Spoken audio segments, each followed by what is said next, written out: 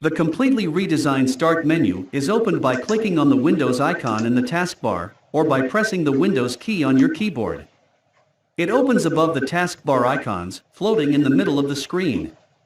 It will appear over the top of any open windows. The Start menu is arranged in 4 main sections: Search, Pinned Apps, Recent or Recommended Files, and Account/Power. Clicking in the Search field will switch to the dedicated search panel, rather than letting you type your search term directly into the Start menu. If the app you want to open is shown, click the icon to open it. If not, you can click the All Apps button to open the full, scrollable list of apps. You can change the apps that appear here by right-clicking on the icon and choosing Unpin/Pin to start from the Action menu. In the App menu, apps are sorted alphabetically, except for a Most Used section at the top.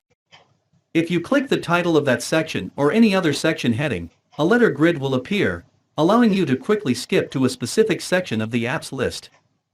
The Recommended section shows files that have been recently opened, or that have been opened frequently. Click on any icon to open the file in whatever app/program it is associated with. Click the More button to the right to open a larger list of files. The bottom section contains a link to the Microsoft Account menu. Click this to change account settings, lock your computer, or sign out of the current account. At the other end of the section is the Power button.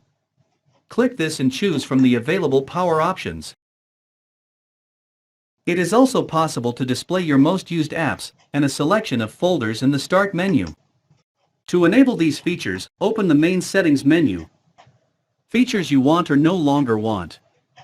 To add folders to the Start menu, click the Folders option in the Start settings, and then use the slider switches to add any of the preset folders you want or need quick access to.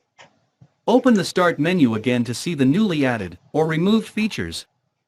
You may not initially notice any difference to the apps list if you have not yet used any apps repeatedly.